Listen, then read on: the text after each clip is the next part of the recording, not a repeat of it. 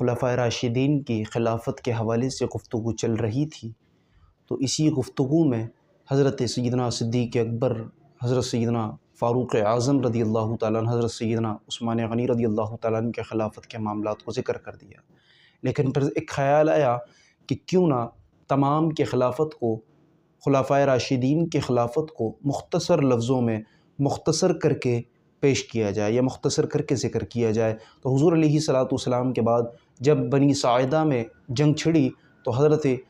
سیدنا صدیق اکبر رضی اللہ تعالیٰ عنہ کو وہاں خلافت کے منصب پر فائز کیا گیا۔ حضور علیہ السلام کے بعد پہلا خلیفہ تمام کی مشاورت سے، تمام صحابہ کی مشاورت سے، تینوں خلیفہ جو بعد کے موجود تھے ان تمام کی اجازت سے حضرت سیدنا صدیق اکبر رضی اللہ تعالیٰ عنہ کو خلافت کے منصب پر فائز کیا گیا۔ آپ کے بعد جب آپ کا وقت آخر پیام اجل جب آپ کا آیا تو پھر آپ نے مشاورت کی خلافت کے لیے، تو وہاں حضرت فاروق اعظم رضی اللہ تعالیٰ عنہ کا نام لیا گیا۔ بعض نے حضرت فاروق اعظم رضی اللہ تعالیٰ عنہ کے حوالے سے کہا کہ یہ خلافت کے لیے مستحق نہیں ہے، کیونکہ یہ متشدد ہیں، یہ غصے کے تیز ہیں، یہ تھوڑے جلالی ہیں، جس پر حضرت عثمان غنی رضی اللہ تعالیٰ عنہ نے کہا تھا کہ عمر کا جو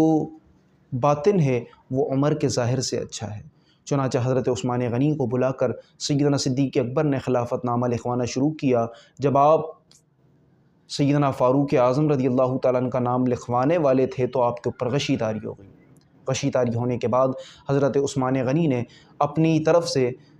حضرت سیدنا فاروق اعظم رضی اللہ تعالیٰ عنہ کا نام شامل کر دیا۔ لیکن جب حضرت سیدنا صدیق اکبر رضی اللہ تعالیٰ عنہ کو ہوش آیا تو آپ نے کہا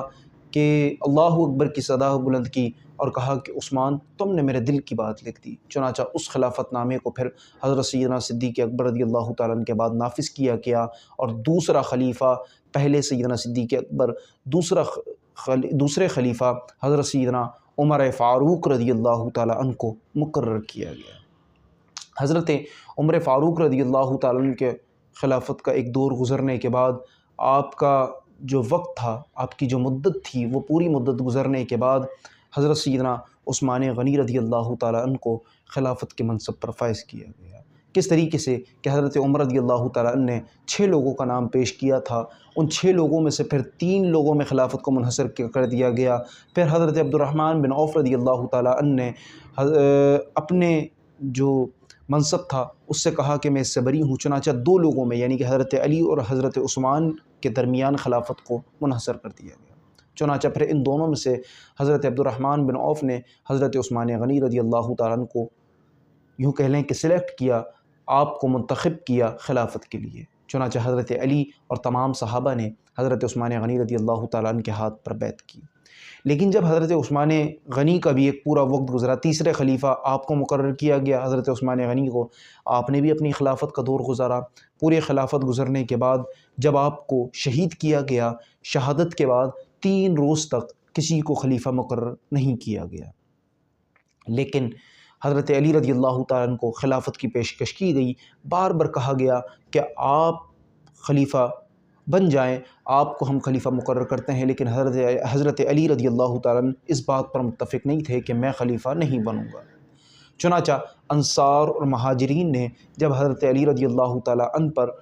یوں کہہ لیں کہ زور دیا یا آپ سے اصرار کیا یا آپ سے کہا کہ آپ خلیفہ مقرر ہوں، تو حضرت علی رضی اللہ تعالیٰ عنہ نے پھر بیعت کروانا شروع کی۔ پھر اس وقت جتنے صحابہ کرام موجود تھے انہوں نے حضرت علی رضی اللہ تعالیٰ عنہ کے ہاتھ پر بیعت کی، اور بیعت کرنے کے بعد یعنی 4تھے خلیفہ حضرت علی رضی اللہ تعالیٰ عنہ مقرر ہوئے۔